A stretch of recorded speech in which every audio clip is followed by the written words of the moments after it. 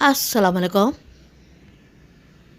حقیقت یہ ہے کہ خیالات کی جنبش اور حرکت فی نفس کوئی مفید شے نہیں ہے جب تک کہ وہ کسی آئندہ صحیح انجماد افکار سے متصل نہ ہو جائے۔ اگر ایسا نہ ہو تو حرکت محض بعض حالاتوں میں بیکار، لا حاصل، اکثر حالاتوں میں جمود سے زیادہ مہلک اور خطرناک ہوتی ہے۔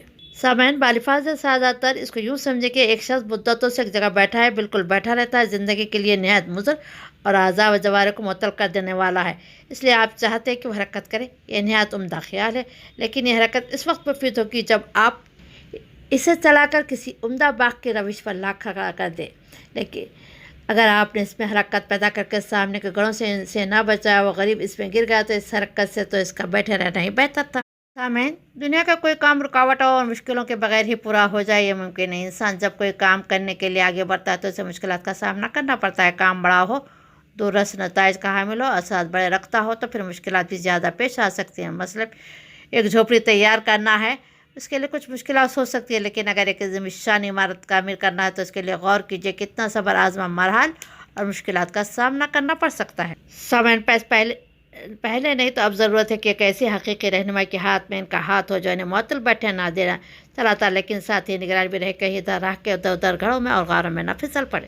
انسانوں کے لیے اس کی کوئی بحث نہیں ہوتی کہ دوڑنا بہتر یا آہستہ چلنا، تکیہ لگا کر بیٹھنا بہتر یا دو زانو ہو کر بیٹھنا، کیونکہ حالت ایسے پیش ہی نہیں آتی، لیکن وہ جاگے ہیں، ان کو بیٹھنا بھی پڑے گا، اٹھنا بھی پڑے گا، کبھی آہستہ قدمی کبھی تیز قدمی سے چلنا بھی پڑے گا۔ بس ان حالات کی پیشتر کسی بے خطر نہ ہوگی، کیونکہ امن موت میں مگر خطرہ صرف زندگی میں ہوتا ہے۔ جب تک غافل پڑے ہوئے اینٹ رہے تھے تو نہ ان کو فرش گل پر چلنا تھا نہ جنگل کے خارزار پر، لیکن اب دونوں طرح کی زمینوں پر ان کے قدم پڑ سکتے ہیں۔ اس لیے فی الحق سوچنے، غور کرنے، احترام اور حزم و احتیاط کا وقت اب آیا ہے۔ بہت ممکن ہے کہ بیٹھنے کی جگہ اٹھ کھڑے ہوں، کچھ بعید نہیں کہ آہستہ چلنے کی جگہ بے اختیار دوڑنے لگے، ٹھوکریں بھی کھا سکتے ہیں، دروازے دیوار سے ٹکرا بھی سکتے ہیں، کیونکہ وہ سوئے ہوئے نہیں ہے بلکہ زندہ اور متحرک ہے۔ خطرات سے مقابلہ زندگی اور حرکت میں ہوتا ہے، جمود و سکون میں نہیں ہوتا۔ سامعین، مسلمانوں کے لیے تمام عالم میں صرف ایک ہی ہاتھ جو رہنما ہو سکتا ہے، ایک ہی چشم نگران ہے جو لغزشوں سے بچا سکتے، جو کبھی کوہ سینہ پر تجلی بن کر چمکی، کبھی فاران پر ابر رحمت بن کر نمودار ہوا، کبھی غار رسول کی صدا میں تھی، کبھی بدر کے کنارے، کبھی احد کے دامن میں۔ سامعین، آج بھی ایک لٹے ہوئے کارواں اور ایک برباد شدہ قافلہ، ایک برہم شدہ انجمن کے لیے امید کا آخری سہارا زندگی کی آخری روشنی ہے۔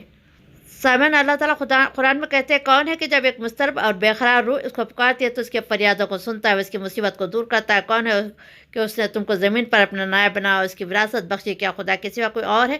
پھر بتلاؤ کون ہے جو خشکی اور تری کی تاریکیوں میں ہدایت کرتا ہے، باران رحمت سے پہلے ہواؤں کو بشارت کے لیے بھیج دیتا ہے؟ کیا خدا کے سوا کوئی دوسرا ہے؟ سامعین، دنیا میں جب کبھی کسی بنی آدم نے اصلاحات کی کوئی منزل طے کی ہے تو صرف اسی ہاتھ کی رہنمائی جو اس کی رہنمائی میں آگاہ، پھر اس کے لیے گمراہی نہیں۔ ضروری ہے کہ جو امت اس خدا واحد اور اس قرآن واحد اور رسول اللہ صلی اللہ علیہ وسلم واحد کے دامن تعلیم سے وابستہ ہو، اپنے اندر اس شان و وحدت یکتائی کا جلوہ رکھے، وہ بھی اپنے اعمال زندگی کے ہر شاخ میں وحدہ لا شریک ہو، اس کے اعمال و خصائص بھی الگ کی صدا اتحاد اور غلہ انداز عالم ہو، تمام دنیا کی قومیں اس کے اعمال کا اتباع کریں، زندگی کے ہر حسن و جمال میں اس کے قال و خط و رخا عالم کے لیے نمونہ بنے۔ ذالک جعلنا امۃ وسطا، کہ یہی معنی ہے، اس لیے مسلمانوں سے وعدہ کیا گیا تھا کہ ہم امت وسط ہے۔ اللہ تعالیٰ قرآن میں آگے کہتا ہے کہ مسلمان، اگر تم اللہ کا خوف اپنے اندر پیدا کر کے متقی بن جاؤ گے تو وہ تمہارے لیے تمہاری تمام دنیا میں خاص امتیاز اور خصوصیت پیدا کر دے گا۔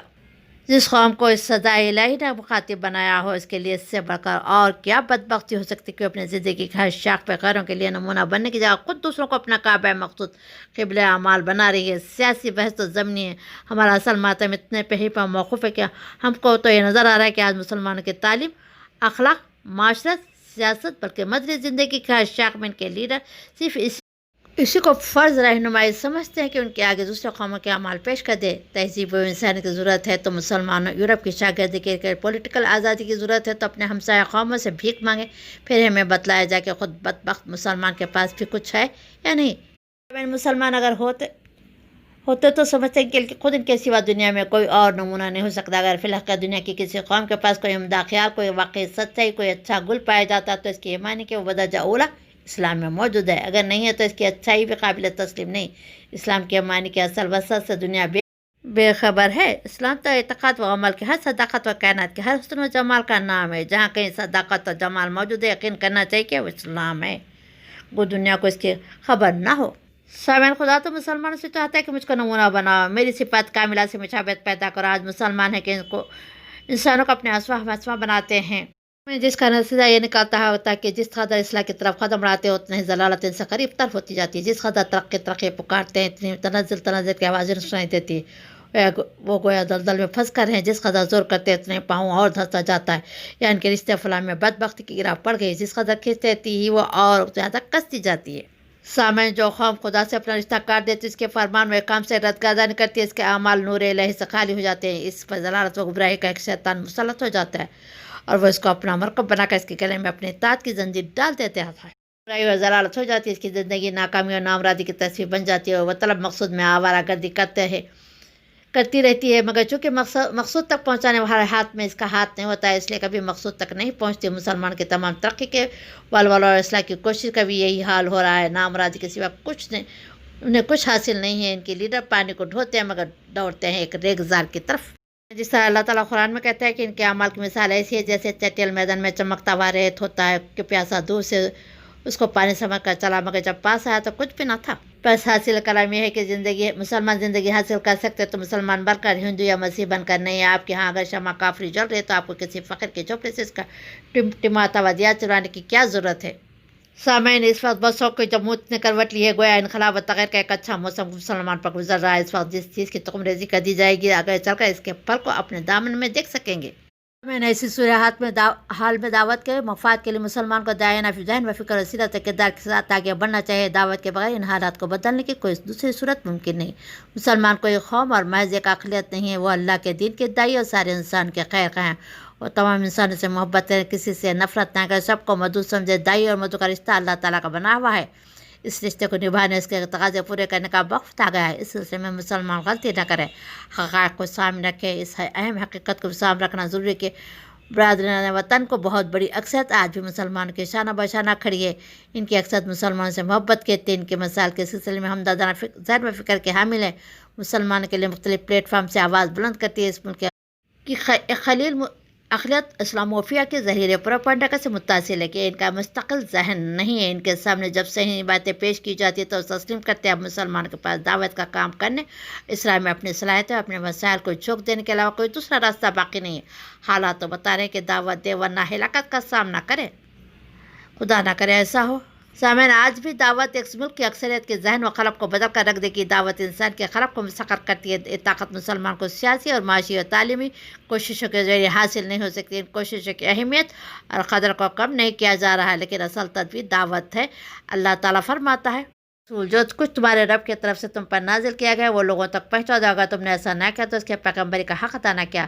اللہ تم لوگوں کے لیے شر سے بچانے والا ہے۔ یقین رکھو کہ کافروں کو تمہارے مقابلے میں کامیابی کی راہ ہرگز نہ دکھائے گا۔ سورہ مائدہ آیت نمبر 67۔ سامعین، اس آیت کا ایک لفظ ملک کے موجودہ حالات میں مسلمانوں کے لیے دعوت فکر اور پیام عمل دے رہا ہے۔ آیت کے آخری حصے میں مسلمانوں کے اللہ تعالیٰ کی طرف سے دو اہم باتیں بتائی گئی۔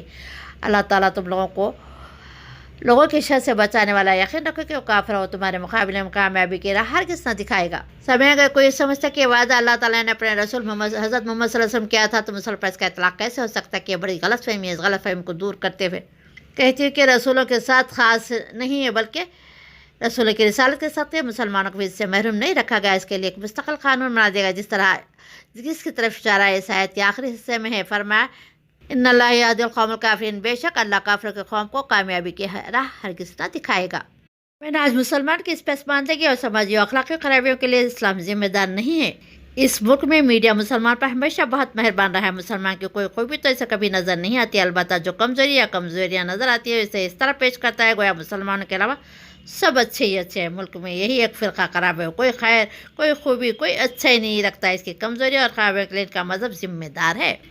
بس سامعین، چاہیے کہ مسلمان خود اپنے بل بوتے پر طے کرے کہ معاشی اور تعلیم پسماندگی کو دور کرنا، حکومتوں کے تعاون، اسکیموں اور منصوبوں سے استفادہ ٹھیک ہے، لیکن کسی بھی حکومت مرکزی ہو کر ریاستی پر انحصار نہ کرے۔ ان کوششوں کے ساتھ وہ دعوت کے لیے اٹھ کھڑے ہو گئے تو انشاءاللہ ان کے حالات میں، ہمارے حالات میں تبدیلی آنے لگی۔ تو انہیں خود اپنی پسماندگی کو دور کرنے کے لیے سرگرم عمل ہونا پڑے گا۔ کیا یہ حقیقت نہیں کہ عرب میں اسلام سے پہلے عربوں کی معاشی، تعلیمی اور سماجی و اخلاقی حالت کیا تھی؟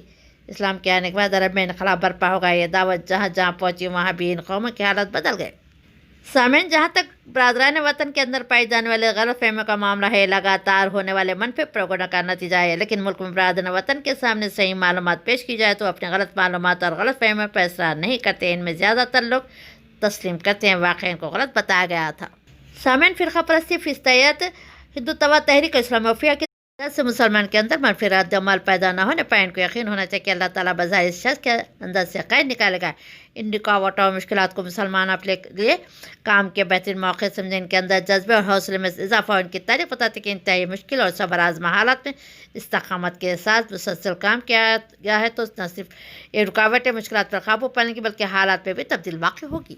نہ مسلمان وہ پالک کر سوچے، نہ تعلیم کو، نہ آزادی کی مداح کریں، نہ غلامی کا توق پہنے. یہ بہترین کی سوچنے فیصلہ کرنے کی نہیں ہے. ان کا فیصلہ خدا کو کرنا تھا، اس نے کر لیا. ان کا کام صرف یہ ہے کہ اتباع کلمات اللہ و جمیع ما جاء القرآن کے لیے تیار ہو جائے. اپنے تمام انسانی تعلیموں اور اقوام کی اتباع محاکات کے ولولوں سے خالی کر کے صرف اس ایک ہی معلم کی تعلیم پر چھوڑ دے. اگر اسلام ان کو پالیٹیکلس میں بلانا چاہے تو لبیک کہہ کر دوڑ جائے. اگر وہ اس سے اجتناب کے تعلیم دے تو اشارے کے ساتھ ہی مجتنب ہو جائیں. اگر وہ کہے کہ غلامی اور خشامت دو ہی چیزیں اصل ذریعہ فوز و فلاح ہے تو وہ سر سے پاؤں تک غلامی کی تصویر بچ جائے. اگر وہ کہے کہ آزادی اور حقوق طلبی ہی میں قومی زندگی اور عزت ہے تو ان کا وجود ایک سر پہ کرے حریت و جہد حریت ہو جائے. اخلاق، تعلیم، تمدن، شائستگی، اصلاح معاشرت غزہ کی ایک متمدن زندگی کے جتنے ذہن میں وہ جس طرف بلائے اسی طرف جھک جائے. خود ان کی خواہش، کوئی ارادہ، کوئی تعلیم، کوئی پالیسی نہ. ان کی خواہش اور پالیسی صرف اتباع قرآن، وہ اس تنکے کی طرح جس کو کسی بحر طوفان خیر میں ڈال دیا گیا ہو. اپنے تعلیم الہی کے سمندر میں چھوڑ دے. جس طرف وہ چاہے لے جائے، جس کنارے پر چاہے انہیں لگا دے. جب خدا ان کا تمام بوجھ اپنے سر لیتا ہے تو خود اپنے کاندھوں کو کیوں تھکاتے ہیں؟